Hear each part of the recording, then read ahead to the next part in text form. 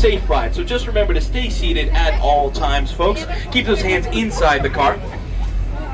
Any adults responsible for any children in your care? Kids, please keep an eye on the adults for me. Now, is anybody a first-time monorail rider on the tour today? Anybody first-timers here? First-timers here? First-timers? Okay. Thank you for joining us, guys. Anybody returning already knows this is one of the best views in the whole zoo. Today, I've got a unique opportunity to show you how these animals, big and small, live safe and healthy lives in these large wild spaces. Our keepers, they provide world-class care, and they're supported by a large team of veterinarians, horticulturalists, plumbers, mechanics, carpenters, steel workers, and tour guides, such as myself. Today I'm going to share some stories about care and talk about how they connect to our conservation work the world over. Now, there are 3 species of deer and 1 species of antelope in this first meadow, the Kanha Meadow. On the hillside here, look for the Bactrian deer, large pale deer, B-A-C-T-R-I-A-N, Bactrian deer. Well, personal favorite species of mine, guys, especially, oh, look at those gorgeous antlers on the male, guys. Now, recently a researcher from the WCS was able to confirm that Bactrian deer like these here still exist in the wild in Afghanistan, after not having been seen for nearly 40 years. Now, this meadow does stretch way back to the left from where we started our tour just a moment ago, so if we don't see everybody down at this end, that just means that they're at that other end. We'll catch up with them a bit later in the tour, because we do loop around fully and catch that far left end of this Kanha Meadow after our next couple animals. Don't worry, guys, we'll catch up with them in just a bit. Now, we have a lot of deer here at the Bronx Zoo. We've got 1, 2, 3, 4, 5, 6, 7, 8, 9 species here in wild Asia alone, with herds numbering up to 40 individuals. Now, it's very special to see them roaming in these large groups like they do in the wild. One of the reasons we maintain these large herd sizes is to keep a healthy genetic bank in the species. This is really important in general, but especially for any species that's at risk of extinction in the wild, such as the Mongolian wild horse, guys, coming up right here. The last true wild horses in the world, folks, horses you may think of as wild in America, are actually feral domestic horses, escaped from ranches and farms. This species here was never domesticated, and you can see they look different too, right? Shorter, stockier, kind of a Mohawk style mane too. Also known as Przewalski's horse, this species of horse went extinct in the wild in 1969. What is this? It was due to a number of factors: habitat loss, conflict with humans, competition with livestock, and a series of harsh winters created by changing climates. Now, recognizing that threat, zoos including the Bronx Zoo started maintaining these breeding populations to preserve and protect the species under human care. It took a lot of planning, work, and coordination. We collaborated with zoos. In fact, when this happened, they became the first animal ever to go extinct in the wild and then be brought back, due to the conservation work undertaken by zoos around the world, including the Bronx Zoo. We've had over 50 of these horses born here at the Bronx Zoo since we started our program, and today there's actually a few hundred of them living in the wild in Mongolia and China, where they were once extinct. We're going to do our best to make sure the Mongolian wild horse is around for a very, very long time. Now, we're coming up on the end of the horse enclosure here, folks. I've seen them use all this space. Sometimes they're at the beginning where we saw them, middle, down at this end. They like to make use of all the space, you know, galloping and frolicking around. They are horses after all. Now, as we leave the horse area behind, folks, we're going to say bye-bye to the horsies. Bye-bye, horsies! That part's usually for the kids, but I like that the adults always join in, too. We're all kids at heart, right, folks? An important part of taking care of these animals is moving them from their daytime enclosure here to their overnight habitat way in that back right corner. That's called shifting. And here at the Bronx Zoo, animals are shifted between their areas every single day. So when you're shifting the gaur, how do you convince a 2,000-pound bull to move? You can't push him, right? Anybody have any ideas? I heard that earlier today, actually. It's food, that's right. No, the keepers, they know the animals really well. They know that maybe that one likes fruits and veggies, that one likes grain and hay. They motivate the right ones to move with those snacks, and the whole herd follows with. Kind of like we're co-workers with the animals, right? We learn each other's quirks and personalities, and we work together to get the job done.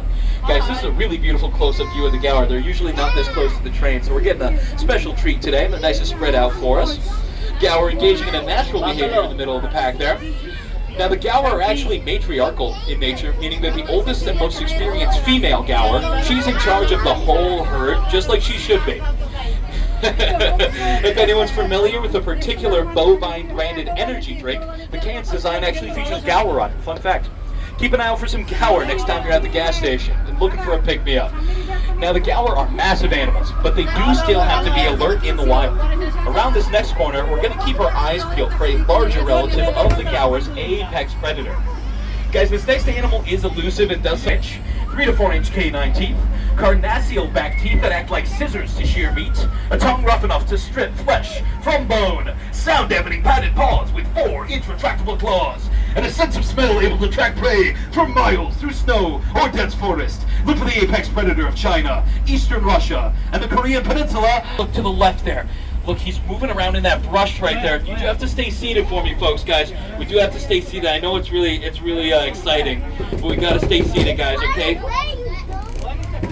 Guys, we do have to stay seated at all times. Thank you. Yeah, he is shifting around in that brush, but like I said, guys, it's gonna be a little tricky to see. He's an apex predator. If he doesn't want to be seen, you're not gonna be able to see him. That's our tiger, Anakin.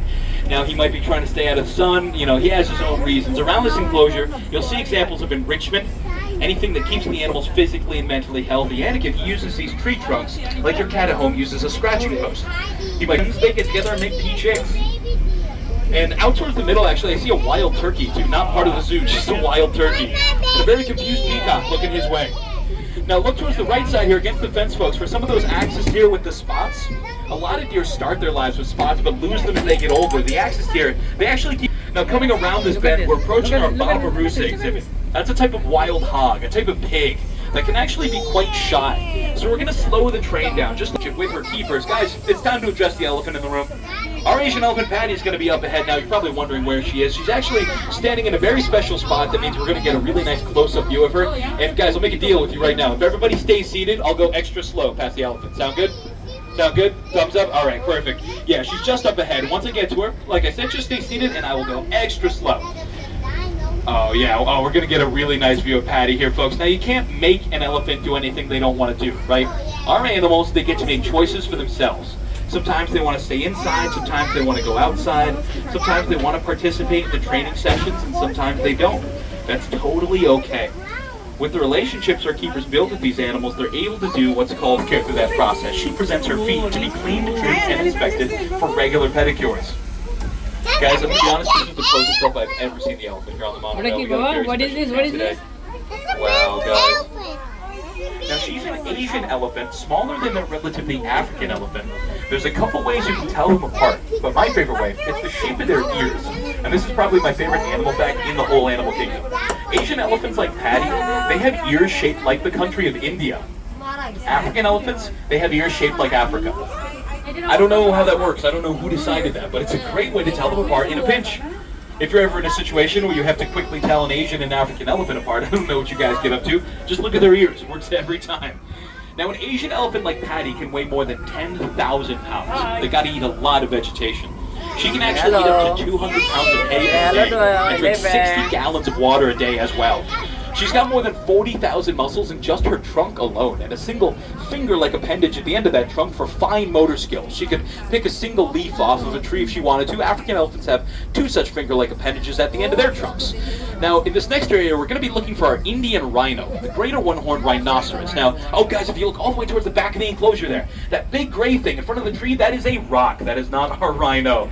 Looks like the rhino's a bit further down. We're going to go catch up with her now. Don't worry, guys. She's at the other end. We'll see her in just a moment. For now, you can look down and to the right for another example of enrichment, that mud wallow right there. The rhinos, they love hanging out in those wallows. It keeps them cool, keeps their skin healthy, and keeps pesky biting insects away. Now, rhinos, they can actually develop allergies and rashes. Down low that mud wallow, like I said, guys, keep it cool. It's good for them. Now, I've got a fun fact about the Indian rhino for any moms on the train today. The Indian rhino, like that one there, has a pregnancy that can last 16 months. No, right? I'll do you one better. When the baby's born, it's 125 pounds at birth. 16-month pregnancy, the baby's about 25 at birth. The rhinos are dedicated moms. The babies, they stick with mom for about 2 to 3 years before going on their own. I guess that's a little better than the 18 years human kids that stick around. Though I think in 2026, those kids are sticking around just a little bit longer. Guys, as we leave the rhino area behind, we're going to be putting our observation skills to the test. We're going to be looking at the key role here on the monorail, right? You and me both. We're scanning these exhibits all day long. We can actually let the keepers know if we see anything new or unusual. So when the keepers are bringing in the herd at the end of the round, they don't get any bigger than that. If you look kind of all the way towards the back, there's kind of like a shady recess back there behind that kind of fenced-in area. It's going to be a little tricky to see, but it looks like a lot of the species are hanging out in that shady area. And let's see, guys, so a couple of the hog deer peppered throughout there. And so as we get down to this end of the enclosure here, folks, about where I am now, look all the way against the back fence and slightly to the left. There's that kind of shady recess back there. Looks like they are all hanging out in that shade, guys. Look for a huge brown deer, a really big one with a dark brown coat. That's the sambar deer. And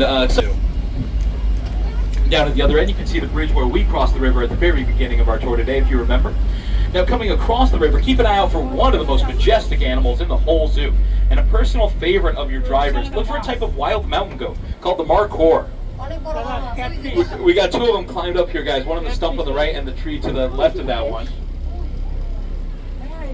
The national animal of Pakistan. In fact, the males will actually use their horns to scratch their own backs. Yeah, built-in back scratchers. Now, the markhor can jump up to 6 feet in the air because they're mountain goats, right? They need that feel in the wild when traversing rocky ledges and mountainous terrain. It looks like a statue. It looks like a statue, huh? Easy to see why they're one of my favorites, right, guys? Especially the ones with the dark hair coming down from their chin. Makes it look like they have a beard, right? They look very wise and noble. A couple markhor in that rock formation in the center there, aura farming. Now the male markhor, they have a very interesting way of showing their, we'll call it interest in the females. They stick their tongue out to the side and kind of flop it around, flick it up. Very precarious, guys. I don't even know how he's doing that. That's incredible. They're natural climbers, guys, but I do think sometimes they show off just for the tourists. And for good measure, guys, we got one last markhor here. The young one practicing their climbing abilities, guys. That will end us off today, guys. Now, we've seen a lot of animals today, and hopefully gotten a glimpse of what it takes to care for them here and around the world. So, guys, now it's time for, it's sort of like the quiz at the end of the tour, but don't worry, it's not graded. You can call out your answer, just hold on to it in your head, whatever works for you. Though, for this first question, I would love to hear some answers. What was your favorite... Good, Yeah, the elusive tiger. That tiger's my favorite animal too. You know, it's tough when you don't get to see him. That's why you gotta check out Tiger Mountain. Close second though is markhor. I love those markhor. Those incredible spiral horns. Let's see. I heard elephant was somebody's favorite. What was the name of the elephant we met today? The species is